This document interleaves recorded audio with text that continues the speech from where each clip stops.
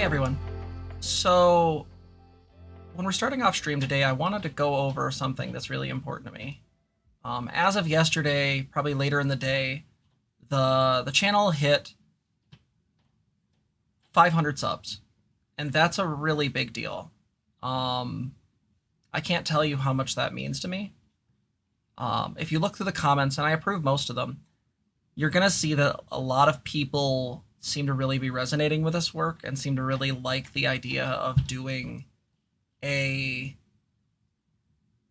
discussion about how mental health, leftist politics, and trans people and all that stuff intersects. And like myself, I think a lot of these folks really struggle with the idea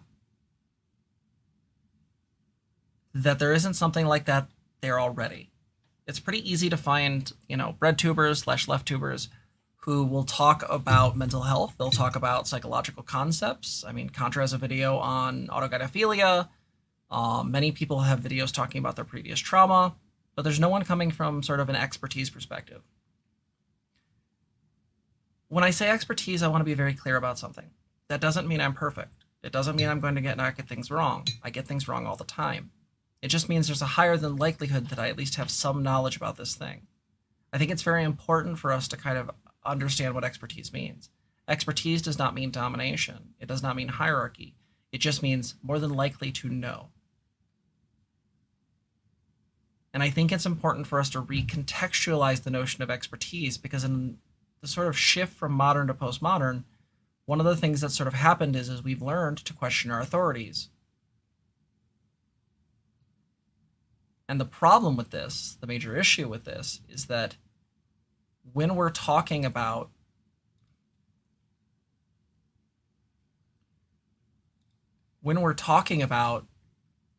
this idea of mental health as politics, I think it's very important for us to acknowledge that expertise through this sort of postmodern shift has been lost. There's a tendency for us to go into one extreme or another. Again, black and white thinking. Please refer to the distorted thinking video.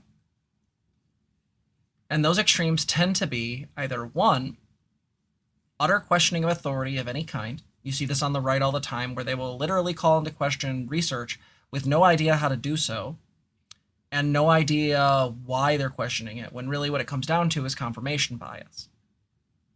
They just ignore the authorities they choose to.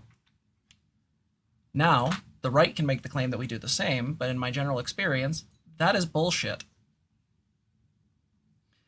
What actually happens, more often than not, is that the experts that are brought up, the experts that are touted by our political rivals, are often people who are discredited, controversial, or flat out just wrong.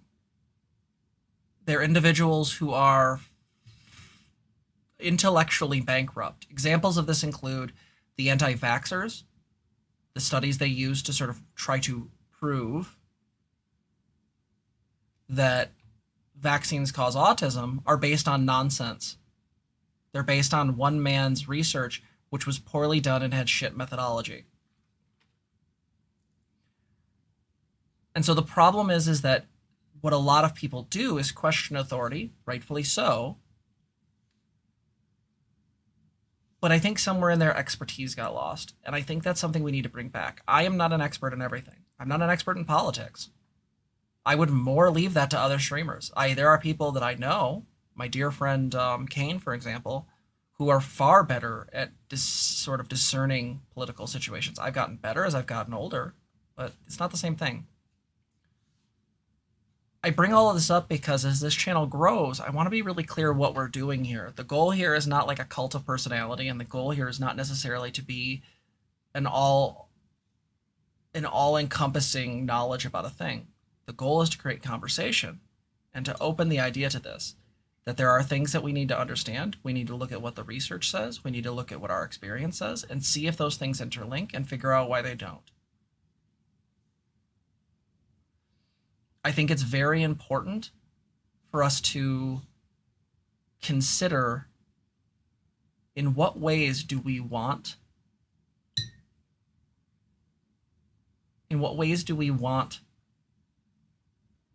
a community such as this to be? Excuse me. So I bring all of this up because when we hit 500 subscribers, it kind of hit me that fast. If you look at my videos, on average, they get somewhere between 30 to 50 views. The last week, the views have gotten upwards of the hundreds to the 200s. And if you look at the videos on, say, like Lindsay Ellis, or on the left's issue with attacking women, or any numbers of things, those videos are well into the thousands. I think one of them's currently either around 5 or 6K. There does seem to be something happening. Brittany said, there are also experts that generalize their expertise to other fields, like Elon Musk being considered a science guy, but being a dumb fuck when it comes to epidemiology. Well, and he's also a dumb fuck otherwise. He's not really a technological expert either. He's a CEO. If you actually look at what he knows, that's kind of what's happening. Hey, Cohesa, that's totally cool, right? But the reason I bring this up is because I want to have that conversation. I think that often we do this thing. I mean, I did. Fair, Brittany. But there is something to be said here where I think we have to kind of figure out what we want this to look like. Because as this channel grows, one thing I'm very, very clear on, it's going to get more feedback and more pushback. Right? Well, I only get a couple of things here and there, and about, I want to say like a percent of my stuff comes from Kiwi farms. The fact is that it's already being seen in those areas. I already get comments saying things like, you'll never be a woman, and how I'm a delusional man, and how the most of society will never ever see me as such and such. And these things are just factually wrong. These comments generally bounce off of me because, one, I've heard them before, two, I've engaged with them before, and three, they're just wrong. But again, those people will probably not watch this video because they just want to post in the comments something shitty and then bounce off. But their comments never see the light of day. They're deleted every single time, and then those people are hidden from the channel. But I realize that as time goes on, there's going to be more people. And some of those people are going to be really great and really wonderful, and some of those people are not. And we have to figure out how to create safety. That's one of the big projects with the Discord server, is that we want to have a legitimate discussion around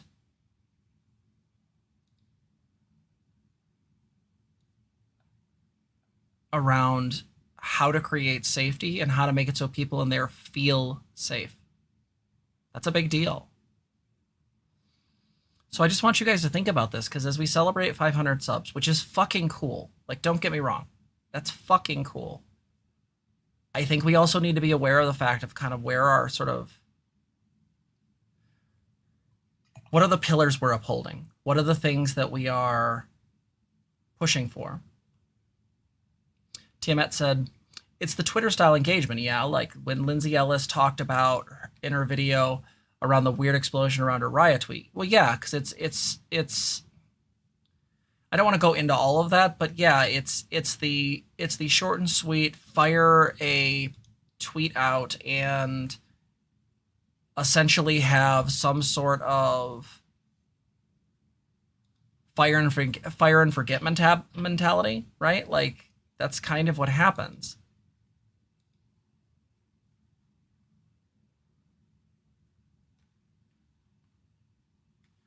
So I think it's really important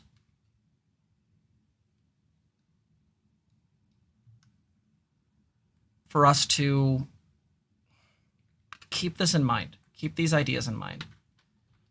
Yeah, short burning engagement of nothing. I think that there's no reason to engage on Twitter for discourse. There's actually something Diva Mama uses, and I think it's actually a really good idea. She calls it the IMP system. I forget what every specific word stands for, but essentially what it breaks down to is don't engage in discourse, post memes, be silly, do not argue discourse. Do not argue in any meaningful way there. because that is not what it's made for. Twitter is made for putting someone on spotlight. It's there to get you to scroll through it so you'll look at their advertisements. That's not to say not to be on there, but I think it's to be very conscious about how we use it. So with this video, I just want to say I really appreciate everybody who's been subscribing. I really appreciate everyone for their willingness to engage and their willingness to post and to say really, really great things. I think that's a big deal. So thank you so much. We really appreciate it. And we really appreciate the donations and the subscriptions. I mean, we have now 6 patrons, and that's a big deal. That really feels great. Ren, so glad to finally catch you live and happy to hear you discuss this. A lot of leftist content YouTube recommends to me has been a struggle to process as someone who has depression. Yeah, so the problem is with a lot of leftist content, in my opinion, is that it brings up problems, and that's cool. It should, full stop. But I think the major issue with that is that often it focuses to such a degree on the problems, on the issues, that I think it can create this sort of doomerism, right? This sort of doom and gloom nihilism, like nothing's going to change. And I don't like that. What I like to do is come up with solutions. I like proactivity. It just comes with being neurodiverse. I just can't stand being stationary. And so the idea is I'm fine talking about the horrors of a thing. When somebody says something that I find off or not making a whole lot of sense about a particular situation, I think that should be corrected, right? But I also think we're allowed to be hopeful. I'll give you an example. Joe Biden's address to Congress. I saw a lot of trans people posting really sort of cynical stuff saying, you know, without a positive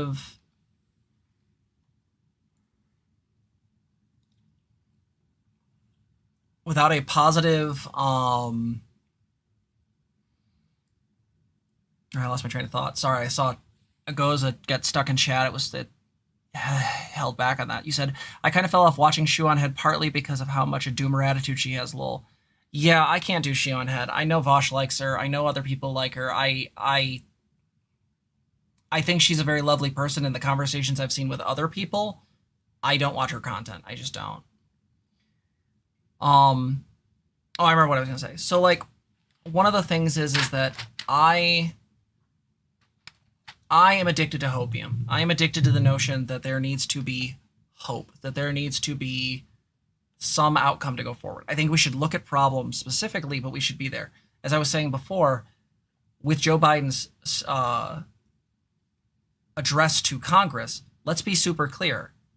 This is the first time, hey Thangor, this is the first time in the history of the United States that the president has directly addressed trans people. If you can look at that and not see that as a positive, that's a fucking problem. If you can only see cynicism, that's a problem. Because here's my retort. From a cynical perspective, even if I am the most cynical bitch on the planet, this is what happens.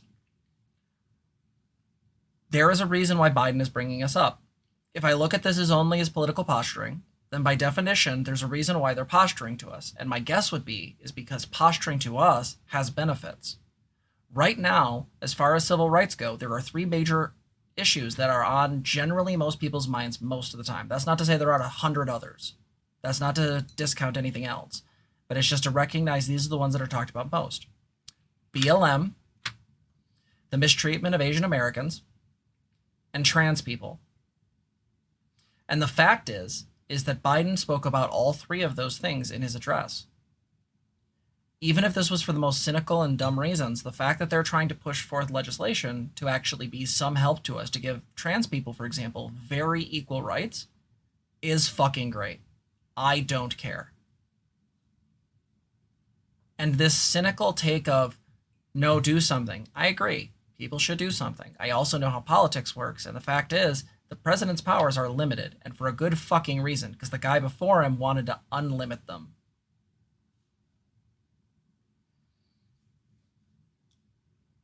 I agree, Agozia. Hopium is based. Tiamat said, I watched Vosh cover that speech, but I was really struck by the fact Biden spoke about trans people. I can't really break it down beyond that it was really good to see or hear. I agree, Tiamat. I really, really agree. I think there's something really, really powerful about... There's something really powerful about being able to talk about that or see that, because what it does is it takes the pressure out, right? It sort of depressurizes the room. This is now a thing to talk about. The fact that the president says he's behind us, that's a political move. That could bite him in the ass, but he chose it. He chose it to do so. It doesn't matter the intention, it did tangible good, correct.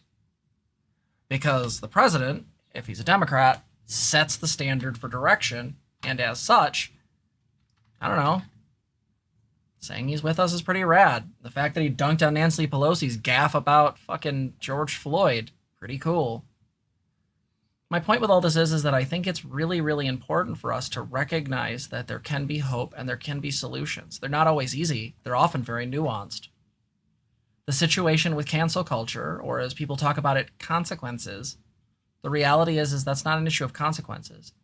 We don't get to be judge, jury, and executioner trying to force people off of line because we don't get to see all the things that are reposted to Kiwi Farms, 4chan, and all the ways that these people can be harassed. I had a person in my comments, and I would ask you not to harass them, but this person had the gall to say something to the effect of that there were no actual outcomes for Lindsay Ellis with this. And I said, that's not true. There were people that actively tried to give this information to the people she works with at PBS. They were actively trying to sabotage her career. You can't tell me there aren't real-world outcomes there. You can't tell me that there isn't an effort to hurt this person. ContraPoints mentioned being stalked, harassed, doxxed, being assaulted. The fact of the matter is that problem's hard to deal with because there are very real reasons why people get angry, and sometimes their outrage goes too far. I'll bring this up. One of the notable non-binary YouTubers I've defended in the past had some really shit takes when it came to the Lindsay Ellis situation, essentially arguing that Lindsay's entire hour and 40-minute video was essentially gaslighting. Like, does anyone else sort of think that strikes them as strange or just plain stupid? Like, I'm not trying to say that, like, this person isn't intelligent, but they're speaking from such an emotional appeal, so reactionary, that to the point where these posts got deleted because they were so over the top. No, I think a lot of times, Brittany, that's correct. I think people try to wash their hands of culpability because it feels like we want to feel justified. We want to feel vindicated in the people we take down. But do we really get that right? Like, do we really get the right to just wash our hands of a situation and not look at the long-term ramifications? We can look at things like systemic racism. We can talk about income inequality. We can talk about heritable wealth. We can talk about all these things that are these large, very complicated systems, but we can't look at the demonstrable harm our behavior online does. Doesn't that feel hypocritical to anyone? Even when I came out arguing against Levy for his dumbass fucking take, the fact of the matter is that I didn't tell anyone to go harass him. I didn't say anyone to engage with him. I said I will not engage with this creator anymore because their behavior was toxic.